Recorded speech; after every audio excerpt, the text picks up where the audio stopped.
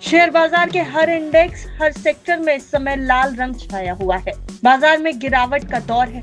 बीते पूरे हफ्ते में बाजार लाल निशान में क्लोजिंग देकर गया है।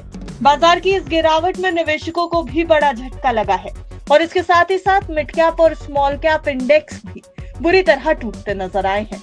बीएसई सेंसेक्स की बात करें तो लगातार 5 दिनों तक इसमें गिरावट देखने को मिली, जिससे निवेशकों को भी तगड़ा झटका लगा। पूरे हफ्ते के दौरान सेंसेक्स 3.25% से ज्यादा लुढ़क गया। बीते हफ्ते बीएसई लिस्टेड कंपनियों का मार्केट कैप करीब 26 लाख करोड़ रुपए घट चुका है। रिलायंस इंडस्ट्रीज देश की दिग्गज कंपनी है, लेकिन इसके मार्केट कैप में सबसे ज्यादा गिरावट देखने को मिली है। बाजार की गिरावट का सीधा असर स्मॉल कैप स्टॉक्स पर देखने को मिल रहा है। बीएसई स्मॉल कैप इंडेक्स की बात की जाए तो इसके कई स्टॉक्स में 20% से ज्यादा की गिरावट दर्ज की गई है। इस गिरावट के कारण कई स्मॉल कैप स्टॉक्स ने जबरदस्त नुकसान भी झेला है। अपनी इस रिपोर्ट में चलिए हम आपको बताते हैं उन टॉप 10 स्मॉल कैप स्टॉक्स के बारे में जिन्हें 14 फरवरी को खत्म हुए कारोबारी हफ्ते में सबसे ज्यादा गिरावट देखनी पड़ी। पहले नंबर पर नाम आता है एनजीएल फाइन केमिकल्स का। बीते हफ्ते सबसे ज्यादा गिरने वाला ये स्टॉक रहा है, जिसने पूरे 41.31% की गिरावट दर्ज की है। एनजीएल फाइन केम का शेयर प्राइस गिरकर 1101 रुपए के आसपास बंद हुआ है। ये गिरावट निवेशकों के लिए किसी झटके से कम नहीं रही। दूसरे नंबर पर आते हैं नाक्टो फार्मा के ऊपर। फार्मा सेक्टर की जानी मानी कंपनी नाक्टो फार्मा इस गिरावट की चपेट में आ गई। 14 फरवरी को खत्म हुए कारोबारी हफ्ते में शेयर 32.99% टूटा और यह 883 रुपए के स्तर पर आकर के क्लोजिंग देकर गया। तीसरे नंबर पर नाम है एक्सेल इंडस्ट्रीज का। बीते हफ्ते स्टॉक को भी भारी नुकसान उठाना पड़ा है। इस स्टॉक में लगभग 33% की गिरावट देखी गई। 14 फरवरी को खत्म हुए कारोबारी हफ्ते में यह स्टॉक 923.25 के स्तर पर बंद हुआ। अब बात कर लेते हैं ऑर्किड फार्मा की।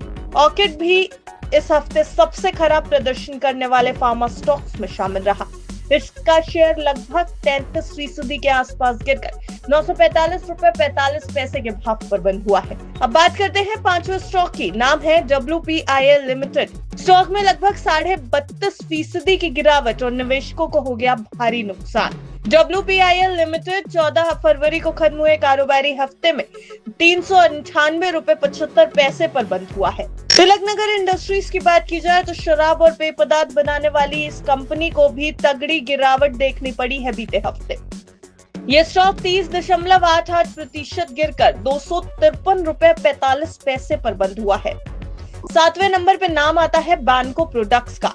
बैंको प्रोडक्ट्स भी इस लिस्ट में शामिल रहा, जिसने बीते हफ्ते बड़ी गिरावट दर्ज की। स्टॉक में हुई है लगभग 30.58% की गिरावट। बीते हफ्ते 320.10 रुपए के स्तर पर स्टॉक क्लोजिंग देकर गया। सेनको गोल्ड में बड़ी गिरावट दर्ज की गई और कई निवेशकों को इसका भारी नुकसान भी झेलना पड़ गया। ज्वेलरी कंपनी सेनको गोल्ड का शेयर 28% से ज्यादा की गिरावट के साथ बंद हुआ। वहां था 357.60 रुपए। सुयोग टेलीमैटिक्स की अगर बात की जाए तो ये कंपनी टेलीकॉम सेक्टर की एक कंपनी है और बीते हफ्ते गिरावट की शिकार ये कंपनी भी बनी है। ये शेयर 28.15% लुढ़क कर 1046 रुपए के भाव पर बंद हुआ है। 10वें नंबर है कॉनकॉर्ड बायोटेक का। स्टॉक में भारी गिरावट, निवेशक परेशान है।